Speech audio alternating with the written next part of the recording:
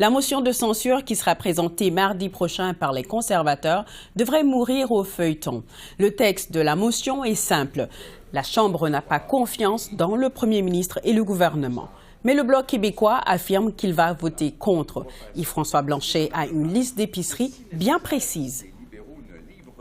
Non, je n'ai pas confiance en le gouvernement Trudeau, mais j'ai confiance raisonnablement qu'on peut aller chercher une augmentation de la pension pour 100 000 Québécois et Québécoises et 1 million de Canadiens et Canadiennes avec C-319.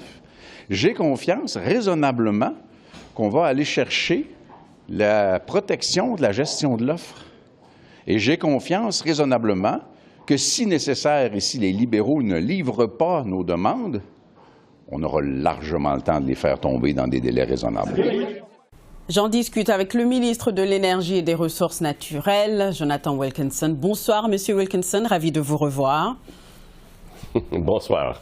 Alors, le Bloc vient juste de confirmer qu'ils ne vont pas appuyer la motion de censure des conservateurs. Ils disent espérer des gains, notamment pour la bonification de la pension des aînés de 65 à 74 ans. Est-ce que vous êtes ouvert à négocier? Well, dans un parlement minoritaire, on doit avoir les conversations avec tous les partis politiques. C'est le rôle pour les chefs de chambre dans tous les partis. Mais nous voulons travailler avec les autres partis pour assurer que nous pouvons continuer de faire les choses que les Canadiens veulent. Comme on doit combattre les enjeux d'abordabilité, de changement climatique et beaucoup d'autres. Et on doit avoir les conversations dans un parlement minoritaire. Bon, on a entendu quand même le chef du Bloc québécois, Yves-François Blanchet, dire que lui, il va voter en faveur de gains pour le Québec. Est-ce qu'il y a un risque pour vous d'être perçu comme d'en donner trop là au Québec? Bon, comme j'ai dit, nous devons avoir les conversations avec tous les partis politiques. C'est quelque chose qui est important. Nous devons discuter avec M. Blanchet et le Bloc québécois, mais aussi avec les Nouveaux démocrates.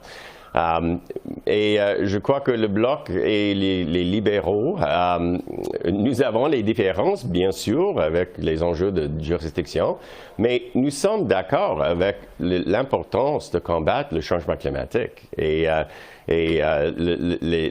gammes que M. Poilievre joue avec le taxe sur le carbone, etc., c'est quelque chose qui est un petit peu bizarre pour nous et je crois que pour le Bloc aussi. Oui, mais on a quand même entendu la première ministre de l'Alberta, Danielle Smith, qui a fait une sortie contre cette idée-là, quand même. Elle a dit quoi? Elle a fait une sortie contre l'idée de donner davantage de gains au Québec à travers le Bloc québécois. Ah oui. OK. Well, nous travaillons avec chaque province et territoire, pas seulement le Québec. Je travaille avec l'Alberta et probablement je dépense plus d'argent en Alberta de mon ministère que tous les autres provinces et territoires. Madame Smith peut peut-être rester sur sa siège. C'est important que nous avons les conversations avec tous. C'est le système de fédéralisme et bien sûr, ça inclut le Québec. Bon, parlons de la taxe carbone maintenant. Presque tous les premiers ministres des provinces veulent soit l'abolir ou modifier. Même votre allié, là, David Eby, en Colombie-Britannique, dans ce dossier-là, a changé d'avis. Est-ce que vous allez changer votre plan sur la taxe carbone? Non, je ne crois pas. Monsieur Eby, bien sûr, le gouvernement de Colombie-Britannique a un plan pour combattre le changement climatique qui est un bon plan.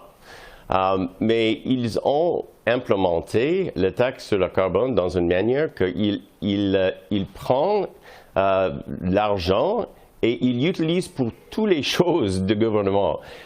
Et c'est un problème. Il crée un problème d'abordabilité. Et c'est complètement différent que le prix fédéral, dans lequel 8 sur 10 Canadiens reçoivent plus d'argent qu'ils payent. C'est une mesure d'abordabilité est inutile pour combattre le changement climatique. Et j'ai dit à M. Eby, Premier Eby, que peut-être c'est bon pour les gens qui habitent en Colombie-Britannique qu'ils utilisent le système fédéral. Mais Monsieur le ministre, est-ce que vous vous êtes tiré dans le pied là en décidant d'alléger la taxe sur le carbone, la taxe du carbone sur le mazout en octobre 2023? Est-ce que vous avez ouvert une brèche? Je ne crois pas. C'est une situation très unique. C'est 8 sur 10 Canadiens reçoivent plus d'argent qu'ils payent. Mais ce n'est pas la situation avec les gens qui utilisent le mazout pour chauffage. Le mazout, c'est très cher et c'est peut-être presque les seuls citoyens au Canada qui ne reçoivent pas plus qu'ils payent. Et nous voulons assurer que le système fédéral est implémenté dans une manière qui est abordable pour les citoyens.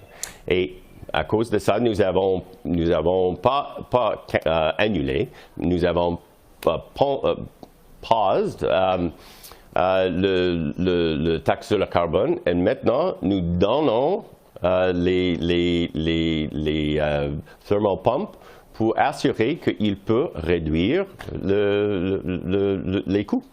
Parlons maintenant du NPD qui semble faire volte-face là sur la taxe carbone, au moins sur les individus. Il y a une étude de l'Institut canadien sur le climat qui dit que les politiques environnementales du Canada ne devraient pas se concentrer uniquement sur les individus. Est-ce que vous avez ciblé les particuliers beaucoup trop et pas assez les industries?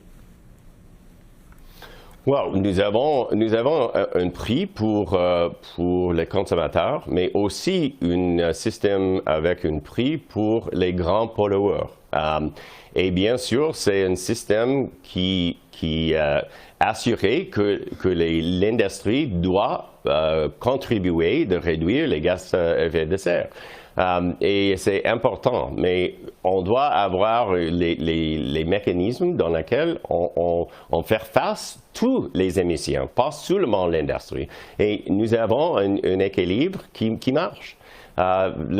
C'est très bizarre pour l'NPD et pour les citoyens qui votent pour NPD qu'ils ont abandonné la guerre contre le changement climatique. Ils ont rien du tout de dire pour un plan pour combattre le changement climatique. Il fait toutes les choses ces jours que M. Poilievre dit qu'il doit. C'est complètement bizarre.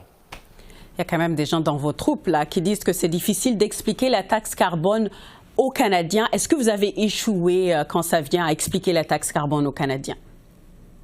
Rapidement. Wow,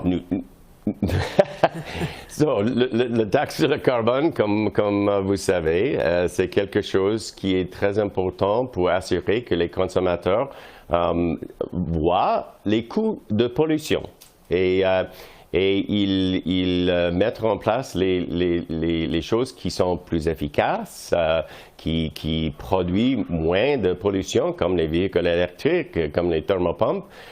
C'est important de réduire le gaz à effet de serre, mais aussi on doit implémenter dans une manière qui est abordable et le système fédéral fait exactement ça. Monsieur Wilkinson, merci beaucoup. Merci beaucoup.